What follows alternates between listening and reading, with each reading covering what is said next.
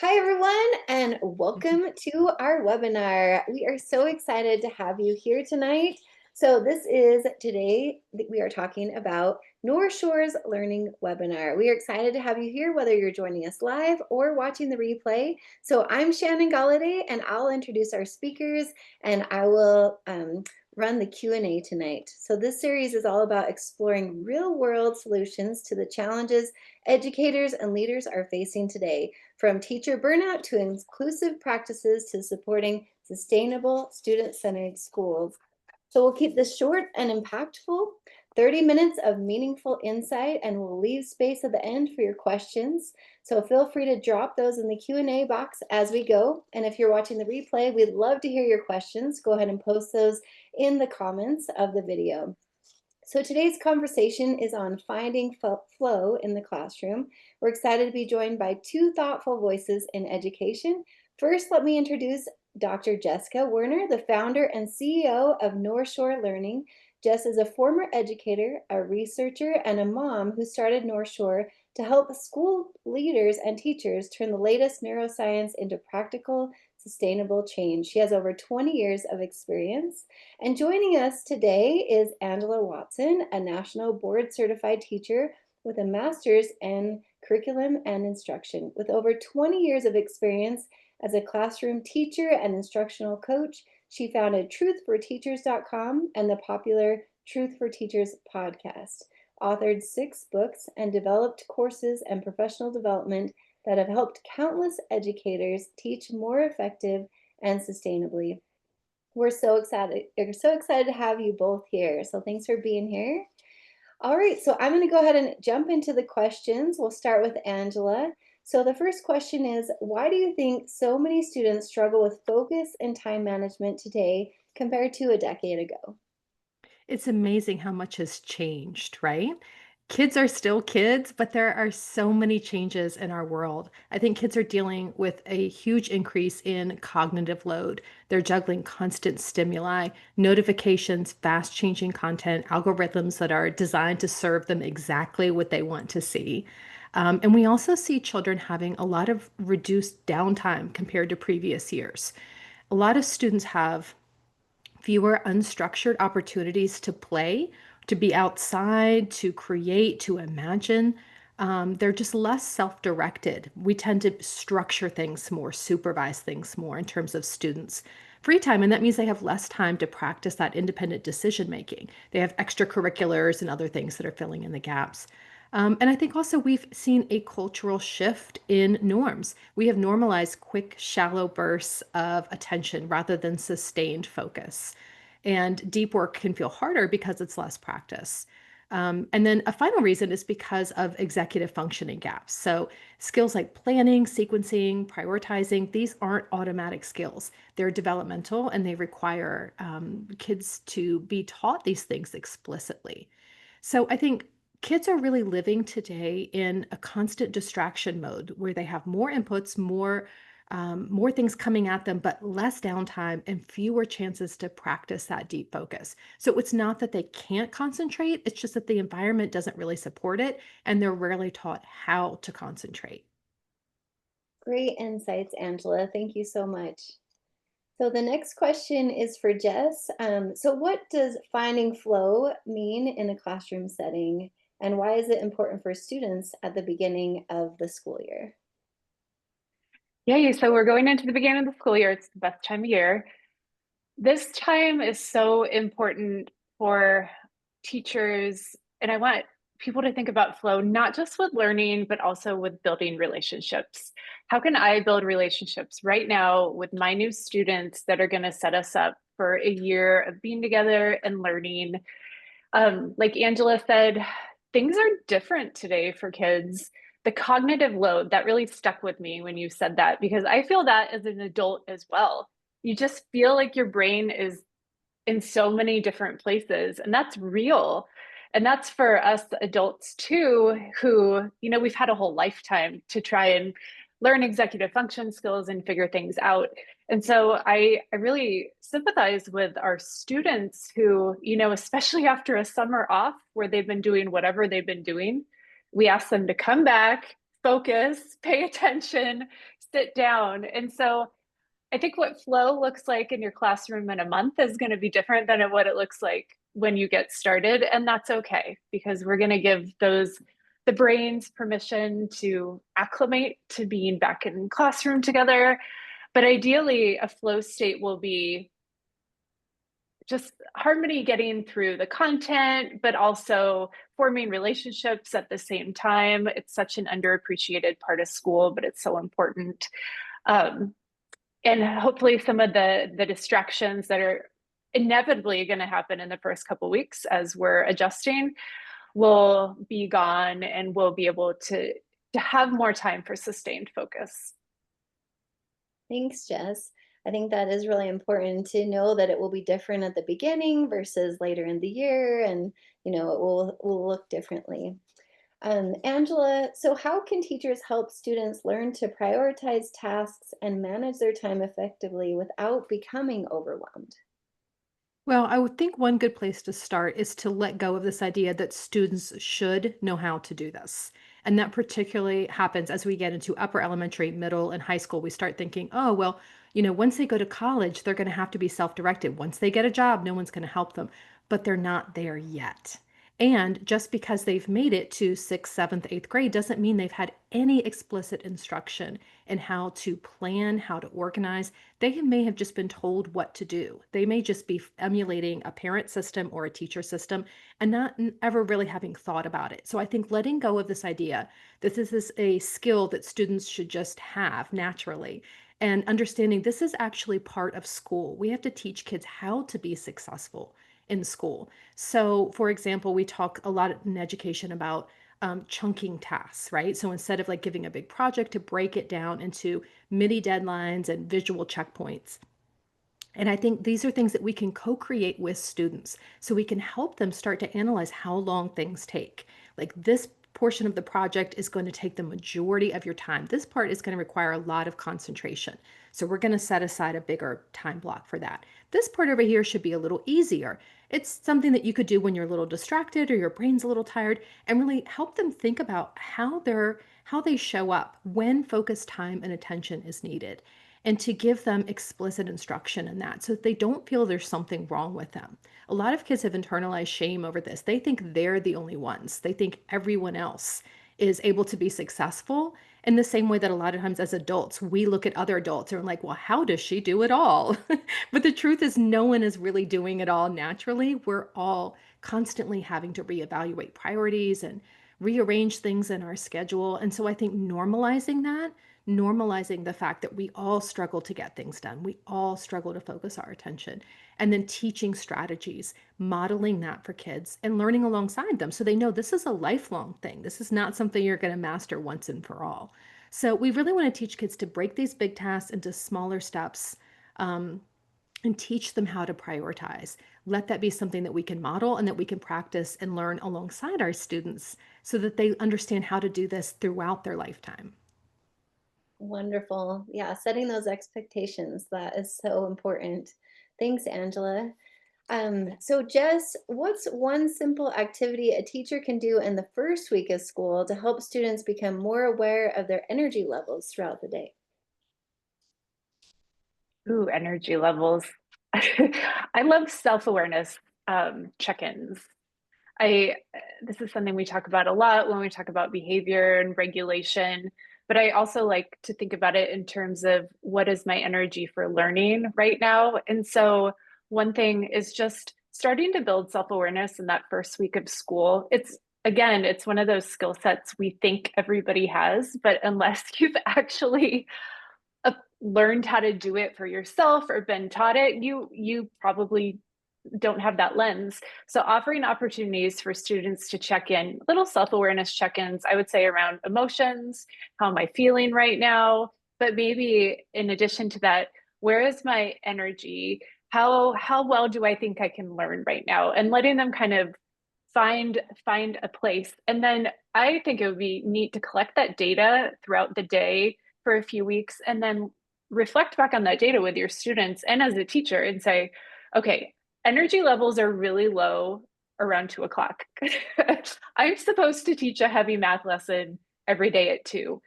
What can I do what's in my control that I can do to maybe change the lesson, change the time. Maybe we need a brain break before we do it. And I think that data can it can be really valuable for the students to start noticing their own awareness, like you said, just building that skill, but also help the teacher reflect on, okay, how do I set up this day in a way that's going to work best for my students? That's really good. And just, yeah, being aware of the energy levels throughout the day. I think that's so important. So going along with that, Jess, are there ways to involve parents in supporting students' energy and focus habits at home? Well, I think what Angela was saying about executive function is a critical skill set that parents can be involved in learning about as well. Again, we shouldn't assume that people, and even when I'm saying executive function, like, does everybody know what we mean? Angela, would you Right. mind giving like a nice definition of what that would be? Executive Sure. function skills? Yeah, and I think that's a really important place to start is defining exactly what this is. So these are the skills that really make learning possible. It's composed of things like working memory, being able to hold information in your brain for the short term, being able to plan, being able to organize, those kinds of skills that aren't necessarily explicitly taught, but are really the foundation of how the brain learns. Right. No, so that was a perfect explanation. I'm glad I asked you. So, yeah, again, these are things we're not normally explicitly taught. And what we're finding, we've been giving executive function trainings in schools for the last couple of years. And we started just in the last year offering the same sort of training for the parent community. And parents love being a part of this training because we come at it a little differently. It's not like this is how things happen at school, but it's like, this is how you can set your child up for success at home with homework or with getting tasks done, chores, focus. And so I think there's some of the school partners we work with have been excited and willing to kind of engage parents in that way. And that's one way you can do it is to offer opportunities for parents as well. And then what ends up happening, not only are you giving parents the opportunity to be involved, it creates this nice synergy where the parents feel like, okay, now I know more about why these things are assigned, when they're having time to do it, what their expectation of me is. Because as parents, sometimes things come home and it's like, what are you supposed to do? I don't know. Like, am I supposed to help you? I don't know. And so again, it's just kind of helping all of us understand what our expectation is and how we can help kids be successful. I love that. Yeah, uniting the parents and the students together so they can have the best experience. That's so great. So this question is for both of you, Angela and Jess. How can teachers adapt flow strategies for students with diverse learning needs, including those with ADHD or exclusive functioning challenges? So let's go Angela and then Jess. So I think of flow in a terms of matching a challenge to the child's current energy level and focus ability. So instead of everyone having to do everything at the same time in the same way, really thinking about what does the student need here in that moment. So that might look like flexible pacing. It could be through giving clear visual steps or offering the instructions in different ways, and an option to start where students can succeed. So, one of my favorite strategies is an energy check in where students can think about their mental energy and their ability to focus in that moment and then select a task that matches their current energy state. And that really builds the metacognitive awareness so they're able to think about their thinking. And this is something that I started doing with my own tasks first, which is how I got the idea to try it with kids. Because when I have a to do list for the day, I have multiple things on there and I don't just go down the list. I think about, okay, what am I in the mood to do? What do I feel like doing? I have this really hard thing to do, but I don't think my brain is awake enough yet. Let me just start over here with this easier task, with this email, and then I'll get into something that requires more cognitive load. Or, I've been sitting for a while and I want to move around, and this task is more active. So, I'll use, putting the laundry in the dryer as the task that I do in between some of the sitting tasks. And kids can really do things the same way. So it's giving them choice, which is something that we've been doing a lot in schools over the last 10 to 20 years. That's been a big push. but are we teaching students how to check in with themselves, not just about what sounds easy or fun, but also what matches their current ability to focus?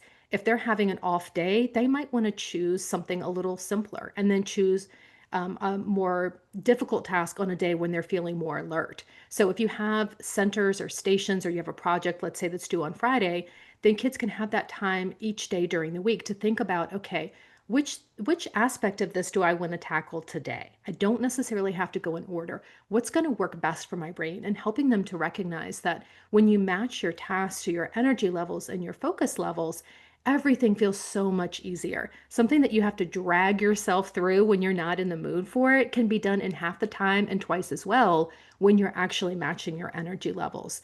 So when we talk about students with diverse learning needs, trying to make them fit into that box and do what everyone else is doing at the same time schedule is not going to work. And so this is something that is actually good for all students that you can just incorporate into regular classroom routines. So there's more of that choice, more of that flexible pacing, so that kids can pick and choose what's going to work for them in that moment and do things in their own way. I love that. Matching your energy. That's so effective. Thank you. Jess, what do you think? The word that you used that kept popping into my head was choice, because, like you said, choice has become a part of education. It's gotten more popular in the last couple of decades. However, it's often still, if there are choices, and that's a big if because I don't often see them, they're under like really serious constraints. And I think, Mhm. what if we took away, we offer choice in a way that it's, you can do it on your own time, like you said. So I'll give an example of what we do with our son, who can have a hard time focusing, getting started, and completing tasks. And especially with tasks that he doesn't want to do. And it can be something like take a shower, because that's not that fun. Or it can be do a household chore, walk the dog. But we also use it for school as well. You know, we have to, let's go through the spelling list. But what we've learned work is really effective for him is, instead of saying it's time to go through the spelling list and then you're going to walk the dog and then you're going to fold your laundry, we'll say, all right, these are the three expectations we have of this evening, and you can do them by 8 o'clock. What do you want to do first? What do you want to do second? What do you want to do third? And like Angela said, it's essentially him giving himself a miniature self-awareness audit of, okay, like, how do I want to accomplish this? What do I have energy for right now? But I really like Angela's idea of actually bringing that into the conversation, the energy awareness. But what happens here is we all get what we want. It just doesn't happen on the the timeline we've created in our heads. And this is not that easy to do, like especially for adults and especially for teachers and parents. You know, we like control and we see things done in a certain order. But why not start offering some of that flexibility, not only with like choice of what to do, but when to do as well? And does it take away from our teaching time? That's why I like examining the teacher's schedule. And I realize not everybody has a lot of options in the way they structure their day. But oftentimes you do. You have more options than you think. And so be as creative as you can as a teacher. And after you know your students' energy levels, do what you can to move things around. Again, I know there are 1,000 moving parts in schools. I know you're doing pullouts. I know you've got win time. I know you have specials.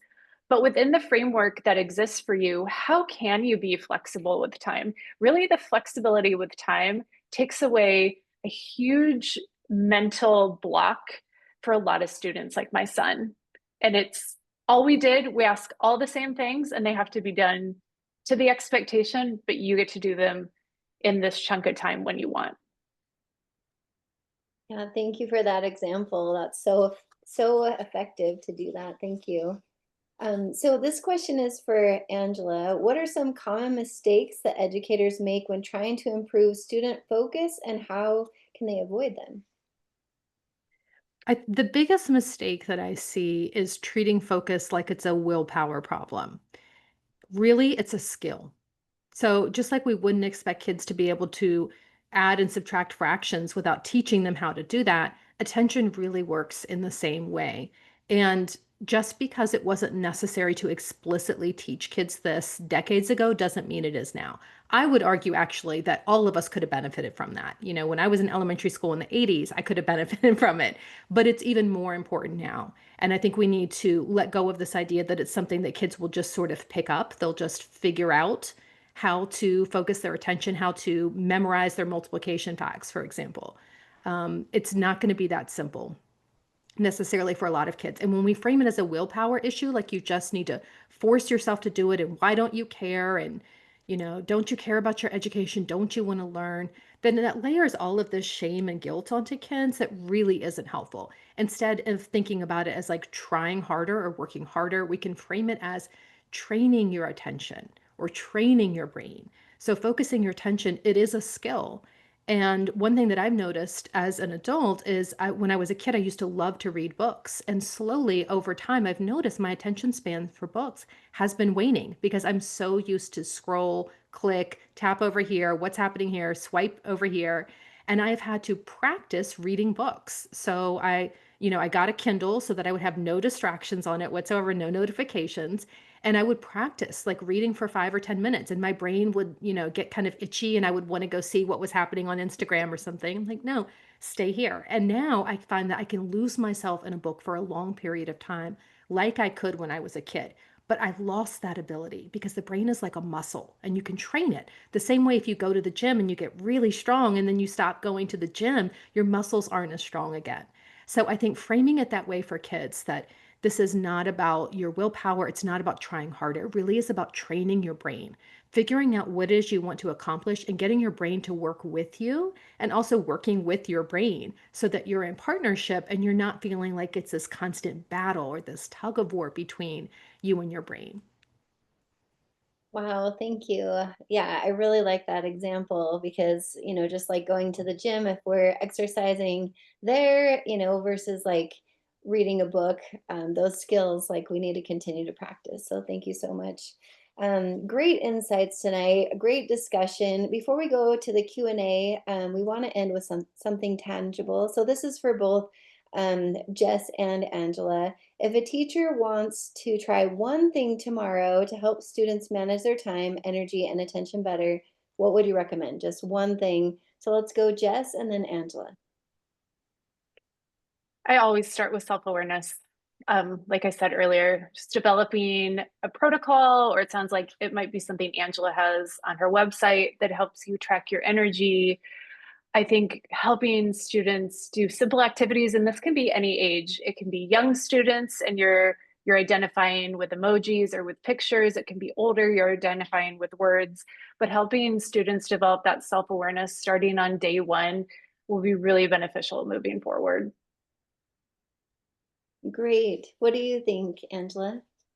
I like the idea of starting with that self-awareness. I think it's a piece that is really overlooked because we want to move right into like some kind of action, and changing the behavior. But I really can't overemphasize how important the noticing is, to not just be going through the motions, to not just be going through your day as a student, but to really be able to stop and analyze. Wait a second, did my attention drift off? The teacher was talking and I didn't hear the last three things they said. Just being able to notice that is powerful because then you can start to call yourself back and you can start to work on strategies. But just introducing this idea as something that you have to train your brain to do and to pay attention when your focus has wandered and to practice bringing it back, I think is super powerful. And children, students of any ages can do that. I think it would be maybe even interesting for teachers to do this little self-assessment before school starts, or do it for yourself one day, just kind of noticing. I think it'll help build empathy because we realize, oh, you know what? I'm really distracted too. And so, yeah, as an exercise to develop our own self-awareness, but also to build some empathy because it's not our, like you said, judging them, their brains have changed. The neuroscience tells us there are parts of the brains that have shrunk and adapted, and it's because of all the new stimuli in their worlds. So they're not to blame. So I encourage teachers to try it out for yourself and see how it feels, and give yourself grace because the world keeps us busy and focused on lots of things.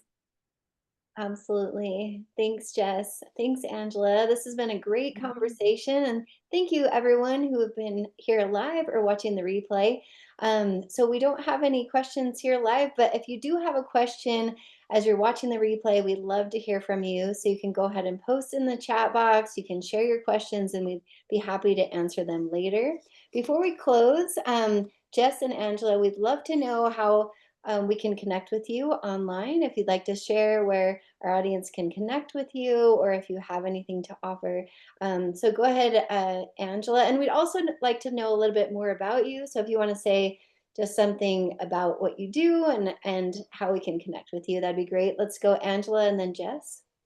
Sure. So my website is truthforteachers.com. That's really the easiest hub to get to everything. If you want to get on my email list or follow on social media, those links are there. I have a number of books for teachers. I have courses. I do in-person professional development. And then I also have a Finding Flow curriculum that's for grades K-12 to help students with these metacognitive skills with executive function, with focusing their attention. And there are free lessons that are available for every grade level so that you can try this out with your students, introduce them to the concept of flow, which was created by a Hungarian-American researcher in the 1970s. His name is Mihaly Csikszentmihalyi. So flow theory really comes off of his work. And what I've taken is adapting those concepts and making them applicable for the classroom and extending them into what's happening today in our modern world with the modern challenges. So you can download those free units either at findingflowsolutions.com or just go to my website, truthforteachers.com, and that will get you those resources and everything else. Thanks, Angela. How about you, Jess? Well, first of all, everybody should go use those free resources because they're there for you. This is important work and it sounds like they can be accessed immediately. So yes, thank you so much. And you can find us at northshorelearning.org. Again, our website also is our hub. And so you can sign up for our newsletter. You can find out about courses we offer. We offer courses for continuing ed credits for teachers and administrators. We offer, as of right now, tonight, actually, it's happening, a virtual instructional coach training program that happens yearly. And you can learn more about our offerings for workshops and in-person work. Sounds great. Both excellent resources. Thank you so much for sharing. So if you're watching live or catching the replay, we hope you will join us for our next webinar. We do these every month and we'd love to see you next time, live or watching the replay. So for our next episode of North Shore Learning Series, keep an eye out for your inbox or follow us on LinkedIn to get updates. Thanks again for showing up to be a part of these conversations. We believe better support for educators means better future for students. We'll see you next time. Have a great night, everyone, and see you again soon. Thanks again. Thanks. Thank you.